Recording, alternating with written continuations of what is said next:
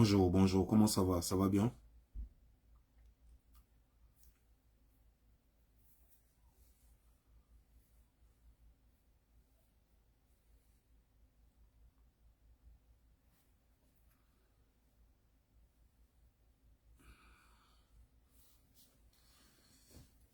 André Guéba vous plaît, n'est-ce pas? C'est l'été, donc on va s'habiller en mode été maintenant.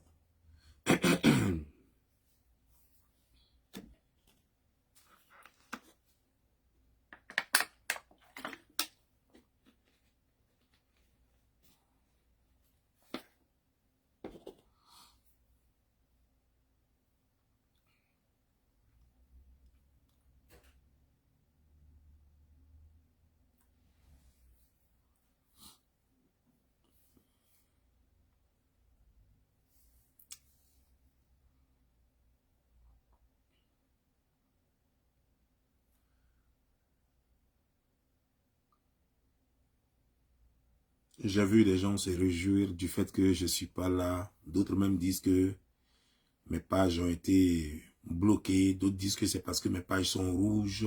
Et j'ai entendu plein de choses. Ben, d'abord, j'aimerais inviter mes followers, voilà, mes fans, à bien regarder mes lèvres. Voilà. Mes lèvres sont sèches. Les lèvres sont très sèches. À partir de là, déjà, vous allez comprendre que je suis un peu souffrant. Ce que j'ai, euh, normalement, je suis pas malade. Normalement, je ne suis pas malade. C'est que les docteurs m'ont créé une maladie. C'est-à-dire que quoi? euh, Je suis allé à l'hôpital, on m'a dit que mon cholestérol était très élevé, je vous ai dit ça ici. Et on m'a dit que ma vitamine B était très basse.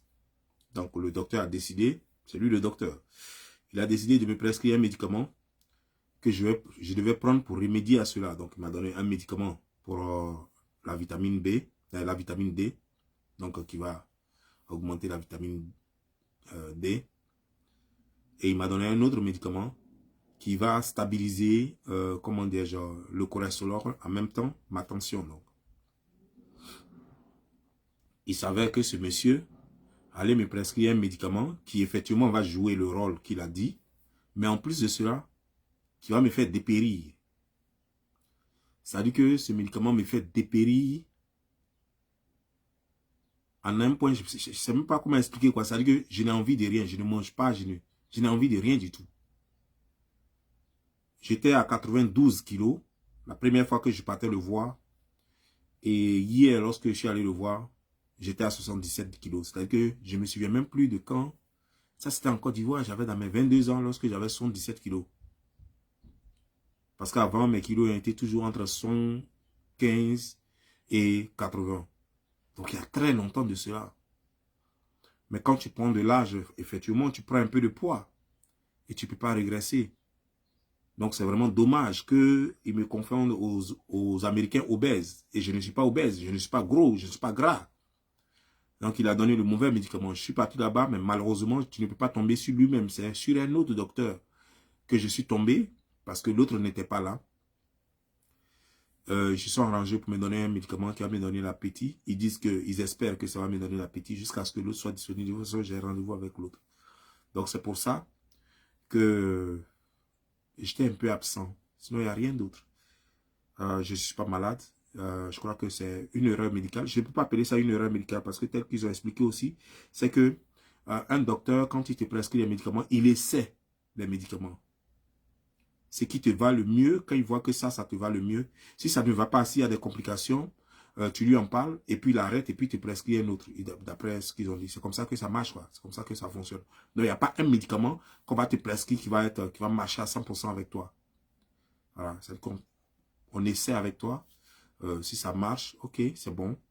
S'il y a des effets secondaires qui t'apportent des préjudices, ils vont changer et c'est comme ça que ça fonctionne. Donc, du coup, j'ai envie de dire que je ne suis pas malade, mais en même temps, j'ai envie de dire aussi que je suis malade. Voilà. Et je ne suis pas malade parce que c'est juste une erreur du docteur. Et je suis malade parce que ça me rend de jour en jour faible, ça me rend très faible. Et je n'arrive pas à manger. Voilà. Bon, depuis hier maintenant, j'essaie de me forcer à manger quelque chose. Voilà. Donc c'est d'abord la première explication que je voulais donner par rapport à mes abonnés. Par rapport à ce qu'ils entendent, parce que je suis sûr que d'autres jubilent déjà. Oh, comme on l'a maudit, ça l'a déjà eu. Oh, on a fétiché, ça l'a déjà eu. Ça n'a rien de tout ça. Ça n'a rien de tout ça. Voilà. C'est juste que je n'arrive pas à manger, voilà, c'est tout. Et ça fait que, donc, comme tu n'arrives pas à manger, tu deviens faible et ça crée des trucs, en fait. Ça sèche mes lèvres et tout ça, voilà. Ça m'embête, quoi. J'aime pas ça, en fait. C'est tout.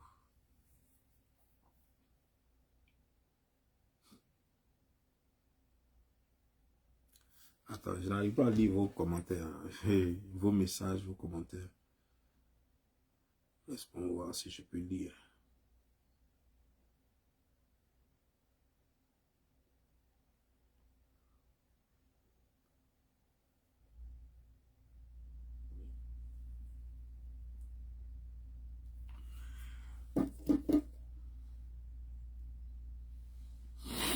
Merci, merci Charlotte Fofana qui me dit porte-toi bien.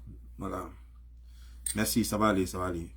Tout le problème que j'ai, c'est que j'ai bien envie de manger mes foutous. Quand je fais mon foutou, il est devant moi et je ne peux pas le manger. Ça, c'est quoi ça? On dit les États-Unis, c'est les puissances, les grandes puissances où tout se fait chose. Puis vous faites ce genre de petits trucs. Quelqu'un qui aime bien manger sa sauce kikra, sa sauce djumblé, il ne peut même pas manger sa sauce djumblé. Je regarde ça comme ça, puis ça ne me dit rien. C'est pas normal. Avec tout le poisson que j'adore là-dedans, c'est pas possible. On me dit j'ai rajeuni. Voilà, ça c'est l'autre côté que vous voyez ça. Type là, ils sont en train de me tuer, toi tu dis j'ai rajeuni.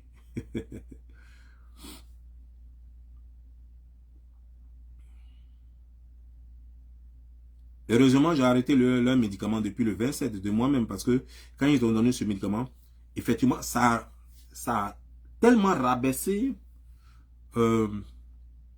ma tension que c'était en dessous de ma tension, de la tension normale. Donc depuis le 27 du mois passé, j'ai arrêté.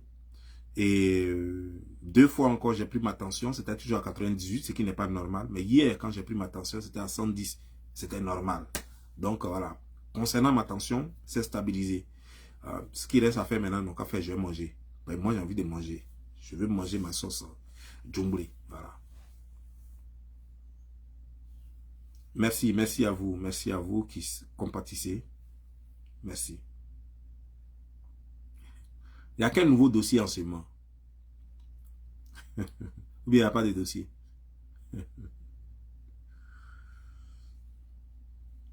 À quel nouveau dossier en ce moment?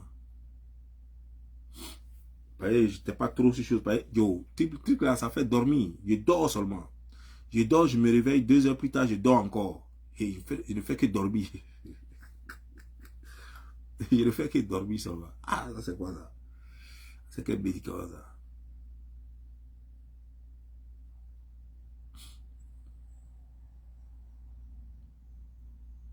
Ouais, le footballeur. Mais bon, il n'y a rien à dire puisque il est devenu le président du syndicat. Voilà. Sans le vouloir, il est devenu le président du syndicat. Il a montré que... Mais j'ai entendu dire que la femme l'accuse d'avoir violé 2 filles.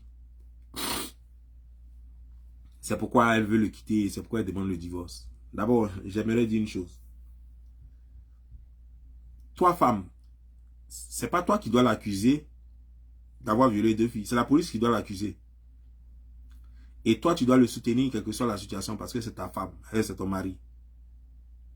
Mais c'est pas toi de venir sur les lieux publics pour dire que mon mari a essayé de violer une fille. Alors qu'au Maroc, là-bas, même là.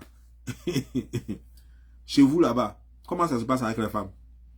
Est-ce que les femmes ont droit à parole? Ne faisons pas les choses comme choses, quoi. Le problème, c'est quoi? C'est que depuis un certain temps, je suis sûr qu'elle cherchait maintenant les voies et moyens pour le quitter parce qu'elle s'est dit que, type là, l'argent.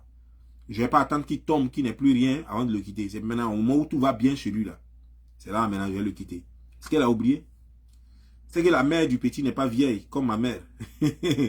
la mère du petit n'est pas illettrée, comme la mienne.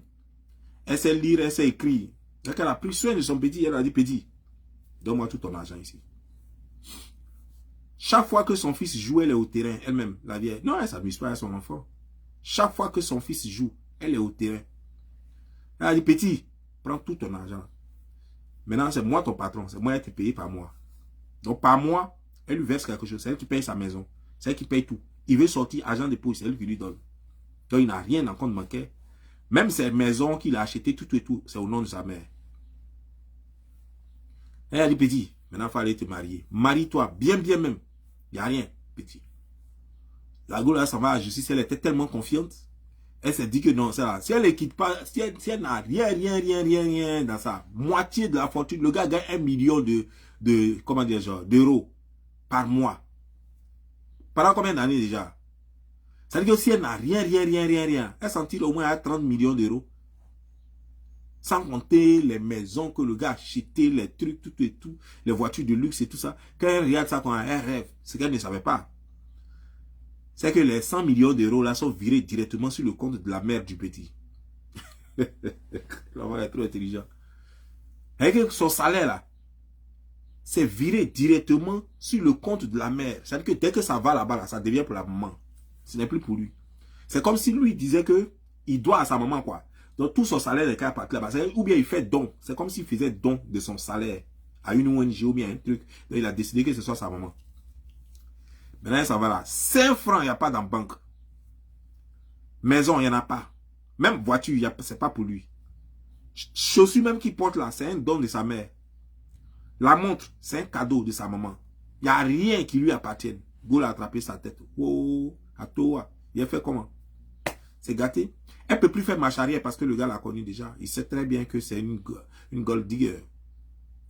C'est fini. C'est les croqueuses de diamants. Là.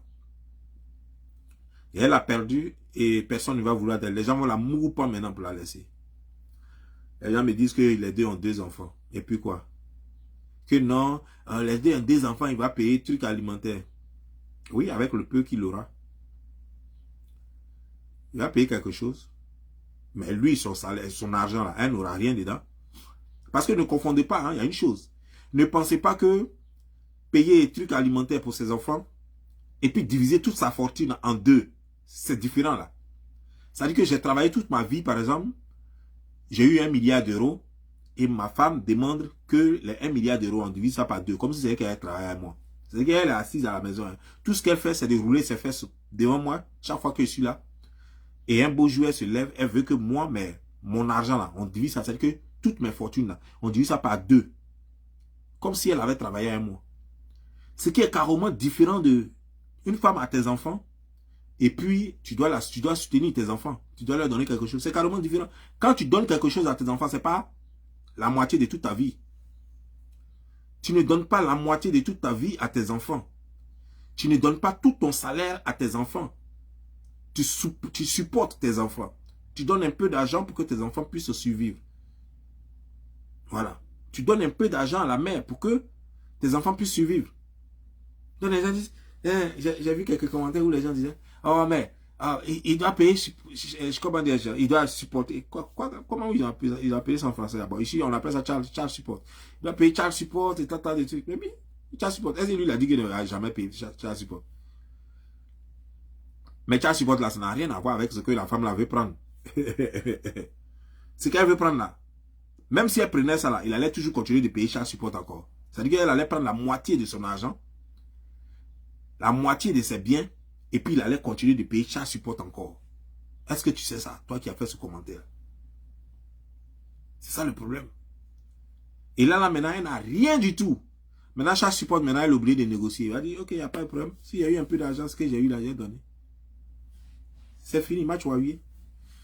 Avec lui, il va donner un peu. Ce qu'il a eu, il va donner. Puis de temps en temps, ils vont s'occuper de ses enfants. Voilà. Si tu as la chance, il va te donner 500 € par mois. Comme c'est 2 enfants, il peut monter. Comme c'est un footballeur riche, il peut dire, ok, je donne 2000 € par mois.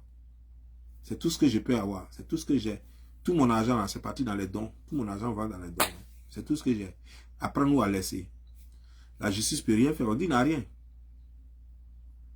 Le gars a tout bouclé, il est trop intelligent. Et c'est ce que les bouées là devraient faire.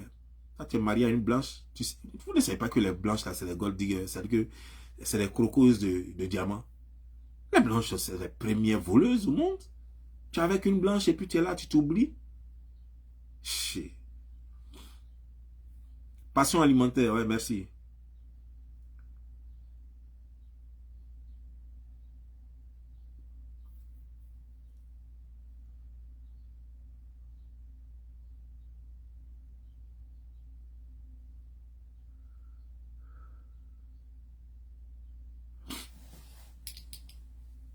Oui, mais sa mère est très intelligente. Elle est très intelligente. Si toutes les femmes, si toutes les mères étaient comme elle, aucun homme n'allait souffrir. Aucune femme n'allait réussir à malmener son, comment dire, genre, malmener enfant d'autrui. C'est-à-dire qu'une mère, si toutes les mères peuvent protéger leur enfant comme la façon le monsieur a été protégé par sa mère, aucune femme n'allait malmener un homme. Parce que ce que les gens oublient souvent, c'est que un homme là, quand toi, la femme, tu viens et puis tu veux le ruiner, l'escroquer, le malmener, tu oublies que cet homme est l'enfant d'une autre femme, comme toi. Quand cette femme va commencer à protéger son enfant contre toi, est-ce que tu peux t'en sortir? C'est parce que la plupart des femmes ne protègent pas leurs enfants contre les femmes, contre leur belle-fille, qu'on assiste à beaucoup de trahisons, beaucoup de choses. Quand chaque mère va vouloir protéger son enfant, est-ce que les croqueuses là, est-ce qu'elles vont s'en sortir? Elles ne vont pas s'en sortir. Le problème aussi, c'est qu'il y a beaucoup de mamans qui sont très bêtes. Il y a beaucoup de mamans qui sont très bêtes. Et malheureusement, quand leurs enfants ont un peu, elles ne cherchent pas à protéger leurs enfants. Elles jouent, elles font exactement comme leur belle-fille. C'est-à-dire que comme la femme de leur fils. C'est-à-dire que pendant que la femme de leur fils cherche les voies et moyens pour se remplir les poches, la maman à côté aussi, elle cherche les voies et moyens pour se remplir les poches. Finalement, l'enfant est isolé, il ne sait plus où mettre la poche. Il ne sait plus où mettre la tête. Il ne sait plus contre qui se protéger, si c'est contre la mère qu'il faut se protéger, ou bien si c'est contre sa femme qu'il faut se protéger. Et il y a les soeurs qui sont là à côté aussi, chacun cherche à se remplir les poches. Et il est emmerdé, il est là, et finalement, tout le monde a raison de lui, et puis il finit ruiné. C'est ça le problème. Sinon, si toutes les mères se comportaient comme la mère de Yaki, non. Aucune femme n'allait avoir raison. Parce que tu peux pas, j'ai fait mon enfant, je l'ai élevé. Je ne peux pas te laisser détruire mon enfant. C'est pas possible. Tu vas prendre l'argent, tout l'argent de mon enfant devant moi. C'est pas possible. Je vais tout faire pour installer une complicité entre mon enfant et moi. C'est la première des choses d'abord. C'est mon enfant, je le connais mieux que quiconque au monde. C'est moi, il est mis au monde. Je l'ai porté 9 mois dans mon ventre. C'est moi, il est accouché. Je connais mieux mon enfant que quiconque. Toi, tu baises avec lui, mais tu ne le connais pas. Tu dors avec lui, mais tu ne le connais pas. Tu sais comment il rit, mais derrière le rire, tu ne sais pas ce qu'il y a. Moi, je sais tout ça. Si j'appuie le bouton, puis je dis, tu ne peux pas avoir mon enfant, tu ne pourras jamais l'avoir. Si vous voyez tous les hommes qui sont ruinés, soit les parents ne savent même pas de quoi il s'agit. C'est-à-dire que, par exemple, nos mamans là, elles ne sont pas allées à l'école. Elles ne savent même pas comment. Compte bancaire, même elles ne savent pas ce que ça veut dire. Mais elle va te protéger comment? Tu es livré à toi-même. Elle ne sait pas ce que c'est qu'un compte bancaire. Elle ne sait pas le nouveau monde dans lequel vous êtes là. Elle ne connaît rien dedans. Donc, elle ne pourra pas te protéger. Donc, tu es livré à toi-même. C'est à toi maintenant d'être intelligent pour t'en sortir. C'est à toi maintenant d'être intelligent pour t'en sortir. Sinon, personne ne peut t'aider. Et il ne faut pas en vouloir à ta maman. Ce n'est pas de sa faute. Elle ne connaît pas ce qui se passe dans votre monde. Mais quand c'est comme ça, il faut écouter, il faut voir un peu à côté. Comme ça, par exemple, ce qui est arrivé avec Hakim, là, voilà. Tu regardes ça et puis ça te donne conseil. Et puis tu dis, ah ok, d'accord. Si toi aussi tu es footballeur, que tu rencontres une go, tu fais la même chose. Comme tu n'es pas peut-être... tu n'es pas... ta mère n'est pas la mère d'Hakim, mais tu peux faire autre chose. Si tu as une soeur en qui tu as confiance, ou bien quelqu'un de ta famille en qui tu as confiance, ou bien tu crées une ONG fictif et puis tu mets tout ton argent là-bas. ONG, simplement. Par un divorce, on ne prend pas l'argent d'une ONG. Organisation non gouvernementale. On ne prend pas ça. Tu verses tout ton argent dans ONG là. Derrière là, tu es le propriétaire de l'ONG là. Puis tu verses tout l'argent là-bas. Et puis on ne disclose pas ça. Donc personne ne sait que tu es le propriétaire de l'ONG là. Parce qu'il y a des trucs qui font chose. Qui protègent ça. Et puis tout ton argent est viré là-bas. Le juge s'en divorcé, on dit, le monsieur n'a rien. Depuis un certain temps, il a demandé qu'on donne ton argent aux associations caritatives là. Donc on verse tout son argent dans une ONG. Waouh, on verse tout son argent dans une ONG. Puis il ne sait pas, oui, tout son argent est versé dans une ONG. Ah mais comment ça? Il arrive à vivre comment? Non, lui-même il prend 300 €. Ça va être ça qu'il vit par mois. Et même les Kabako. Voilà. C'est comme ça y est. La vie là. C'est pourquoi on dit, nous, chez nous, au pays d'Ida, il y a un adage qui dit, un orphelin, c'est au mur des voisins qu'il apprend. Quand tu es orphelin, là, quand tu n'as pas de père ou de mère, ou quand tu n'as pas les deux, c'est au mur des voisins que tu vas écouter. Quand on donne conseil aux voisins, aux enfants des voisins, toi tu t'as écouté. Donc ça veut dire que quand tu sais que tes parents ne peuvent plus t'aider, tu es arrivé à un stade où tes parents ne peuvent plus t'aider, il faut regarder autour de toi et puis il faut prendre conseil. Et puis tu t'assois. Aujourd'hui, nous parlons de footballeurs, mais ce n'est pas une question de footballeurs seulement. Nous parlons de footballeurs, mais il y a des gens ici qui ont perdu leur maison, ici aux États-Unis, même en Europe. Ils ont acheté leur maison, ils sont allés prendre une femme avec qui ils ont vécu, et puis après, ils ont perdu leur maison. Et pourtant, il y a une solution à ça aussi. Tu peux acheter ta maison, tu vis avec la femme, et tu peux protéger ça, sans qu'elle ne sache. Vous vivez dans la maison, mais le jour où il y a divorce, la maison est protégée. Elle croit que vous allez divorcer, et puis la maison va rester avec elle parce qu'elle a des enfants avec toi et tout et tout. Quand vous allez divorcer, on va lui dire que la maison est intouchable. Elle se demande, mais pourquoi la maison est intouchable? Oui, puis c'est parce que la maison appartient à tant. En réalité, la maison n'est pas à lui. Mais vous vivez dedans. Oui, c'est normal. Mais la maison n'est pas à lui, donc la maison est intouchable. La maison appartient à telle personne. Ta maman est au village. Elle n'est pas ici. Tu prends tous les papiers de ta maman et puis tu viens, tu achètes la maison là. Et puis toi, tu as les papiers là.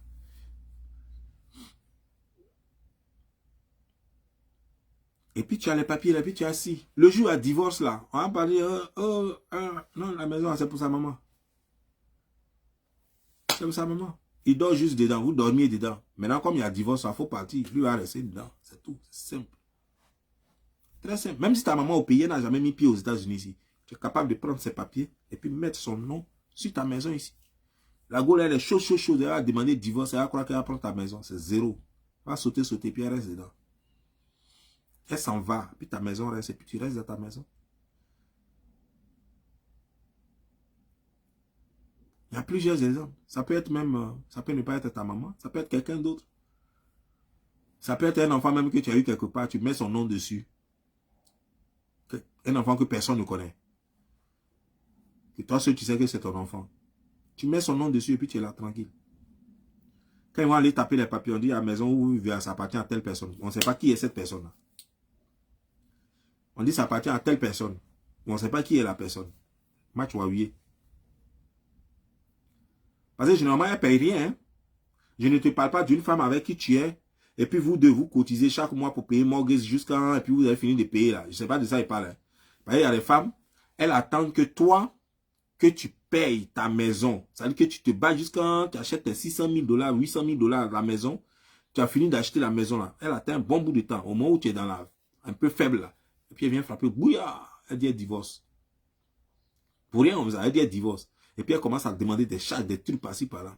Tu dis rien. Quand elle envoie les histoires de papier de maison, quand on envoie papier de maison, même les Kabako. Maison, c'est pas ton nom. Maison, c'est même pas son nom à elle aussi. Maison appartient à quelqu'un d'autre.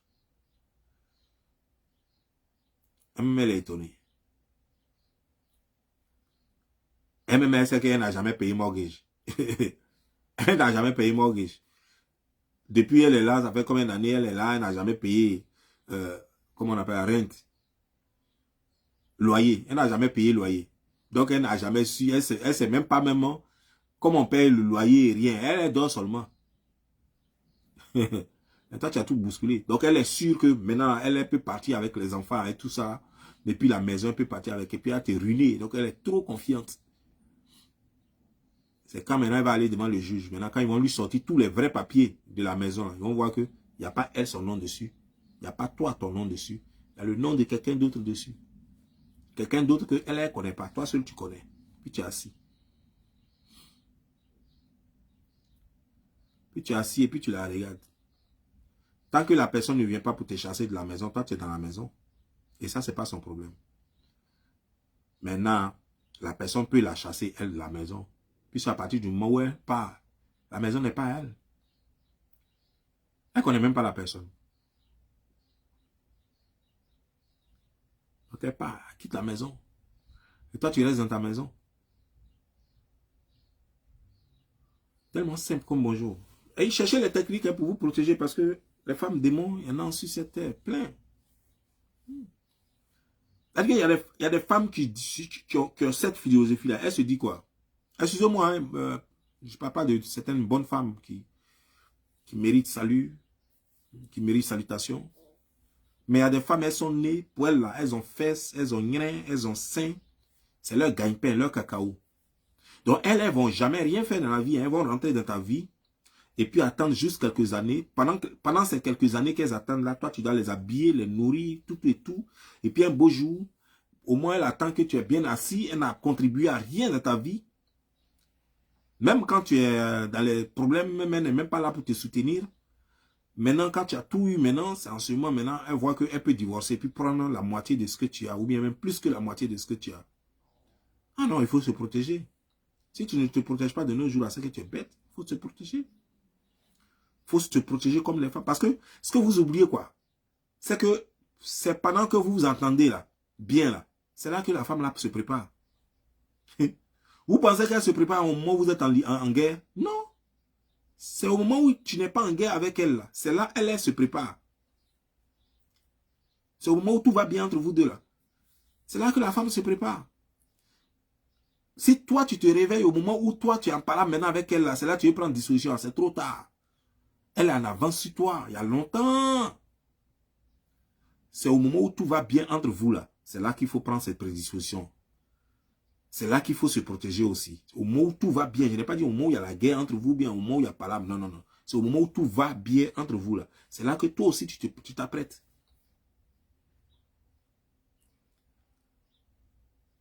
Parce que la femme, c'est comme la tempête. Avant la tempête, tout devient calme. Tout est beau.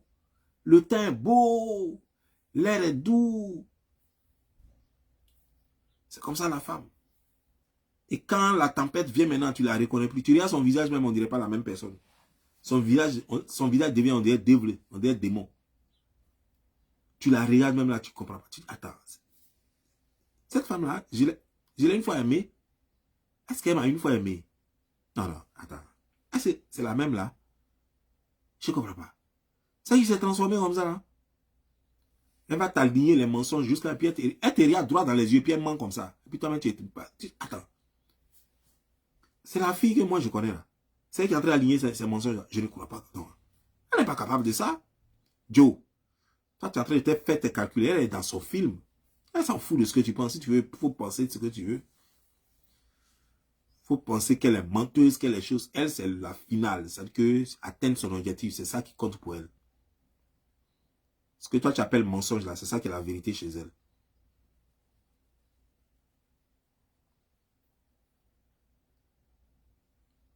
Et ce que je suis en train de vous dire, ça ne veut pas dire qu'il faut maltraiter la femme.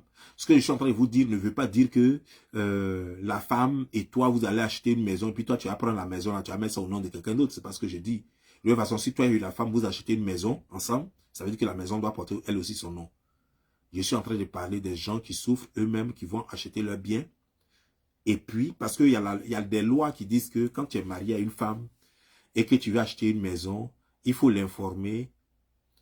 Ici aux États-Unis, je vous parle des lois aux États-Unis.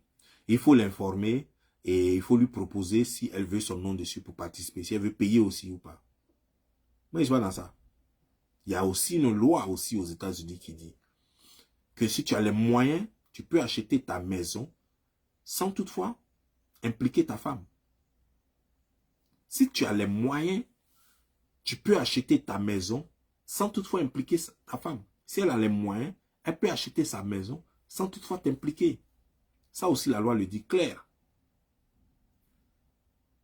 Mais pendant que tu achètes la maison, une maison où vous devez vivre, tu dois l'informer. C'est pourquoi il ne faut jamais acheter une maison où vous devez vivre. Tu finis d'acheter ta maison et puis vous rentrez dedans. Il ne faut jamais rester dans une maison ici aux États-Unis avec une femme, une maison que tu es en train de payer encore. Si tu veux, tu vis avec elle et puis tu payes ta maison ailleurs. Et puis elle ne sait pas. Quand tu finis de payer ta maison là-bas, là, tous les papiers sont bons, tu as fini de payer ta maison, puis tu lui dis, allons-y vivre quelque part. Et puis elle vient vivre, elle ne sait pas, maison là, que tu as déjà fini de payer. Voilà, c'est comme ça, ça y est. Elle ne sait pas que tu as déjà fini de payer la maison. Et puis elle vient, et puis elle est là. Puis vous êtes là. En ce moment, tu as déjà fait les papiers au nom de quelqu'un d'autre aussi déjà. Et puis vous êtes là, tranquille. Il n'y a pas parable. Comme c'est elle qui savent s'énerver, le jour elle va s'énerver ou elle va attaquer justice, elle va rentrer dans ces mensonges-là. On va lui sortir tous les papiers de la maison pour dire que la maison elle-même, c'est même pas pour lui. Donc toi, il faut quitter la maison. Là. Et comme tu ne connais pas celui à qui la maison appartient, il faut quitter la maison. Là.